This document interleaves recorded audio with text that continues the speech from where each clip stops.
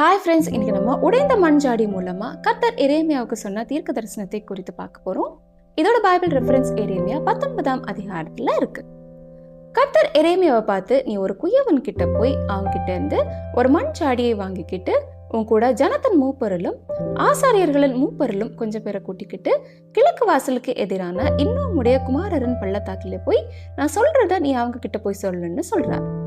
எரேமியாவும் அதே மாதிரியே ஜனத்தின் மூப்பர்ல கொஞ்சம் பேரை கூட்டிக்கிட்டு இன்னும் பள்ளத்தாக்கிலே போய் அவங்கள பார்த்து, இஸ்ரவேலின் தேவனாகிய கர்த்தர் என்ன சொல்றாருன்னா, இதோ நான் இந்த இடத்தின் மேல ஒரு பொல்லாப்பை வர பண்ணுவேன்.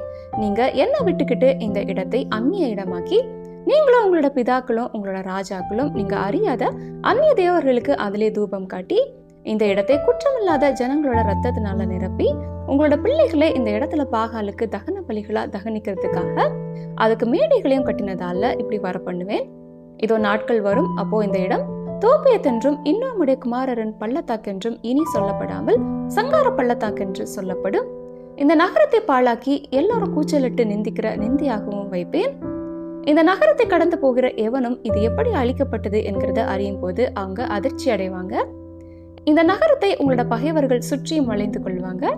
அப்போ ஜனங்களுக்கு வெளியே சென்று உணவு வாங்கி கொள்ள முடியாததால இந்த நகரத்துல உள்ள ஜனங்கள் பட்டினியா இருப்பாங்க. அதனால ஒவ்வொருத்தங்களும் அவங்களோட சொந்த பிள்ளைகளே சாப்பிட ஆரம்பிப்பாங்கன்னு சொல்லி அவங்களோட கண் முன்னாடியே அந்த மண் சாடியை உடைத்து போட்டு அவங்கள பார்த்து, திரும்ப சரி செய்ய முடியாதபடி உடைத்து போடப்பட்ட இந்த மண் சாடிய மாதிரியே இந்த ஜனத்தையும் இந்த நகரத்தையும் உடைத்து போடுவேன்.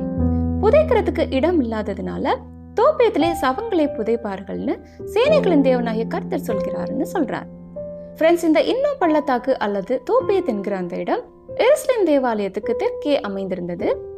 இந்த இன்னும் பள்ளத்தாக்குல தான் பாகால் அல்லது மூலோக்கு விக்கிரகத்துக்கு ஜனங்கள் குழந்தைகளை நரபலியா பலியிட்டு வந்தாங்க. இதே இடத்துலதான் ஆகாஷ் ராஜாவும் மனாசையும் அவங்களோட குழந்தைகளை மூலோக்கு பலி கொடுத்தாங்க. கர்த்தர் இந்த இடத்துக்கு கொடுத்த தண்டனைனால பிற்காலத்துல இந்த இடம் குப்பைகளை எரிக்கிறதுக்காகவும் குற்றவாளிகளின் சடலங்கள் மற்றும் இறந்த விலங்குகளின் சடலங்களையும் அழிக்கிற இடமாக மாறினது. இதனால இந்த இன்னும் பள்ளத்தாக்கு எப்பவும் கழிவு நீர் குப்பைகள் நிறைந்த இடமாகவும் இறந்த உடல்கள் எரிகிற இடமாகவும் இருந்தது. புழுக்களும் அந்த கழிவுகளின் வழியா எப்பவும் ஊர்ந்து கொண்டிருக்கும்.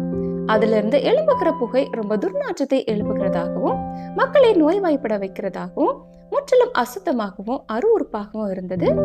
புதிய ஏற்பாட்டுல மார்க் 9:43 நரகத்தை குறிக்கிறதுக்காக பயன்படுத்தப்பட்ட கெஹன்னா என்ற கிரேக்க வார்த்தை இந்த இன்னும் பள்ளத்தாக்கு என்கிற எபிரேய வார்த்தையின் கிரேக்க மொழிபெயர்ப்பு. யூதர்கள் இந்த இன்னும் பள்ளத்தாக்கை ரொம்ப அசுத்தமான ஒரு சபிக்கப்பட்ட இடமா கருதினாங்க.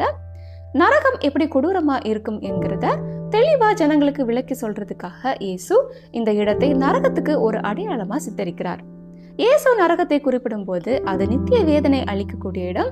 அங்கே அவர்கள் புழு சாகாமலும் அக்கினி அவியாமலும் இருக்கும்னு சொல்றார். இந்த நித்திய நரகத்திலே தள்ளப்படுபவர்கள் நித்தியமா தேவனிடமிருந்து பிரிக்கப்பட்டு நித்தியமாய் அங்கே வாதிக்கப்படுவார்கள். ஓகே ஃப்ரெண்ட்ஸ், மீண்டும் அடுத்த பைபிள் ஸ்டோரியில சந்திக்கலாம். Bye friends.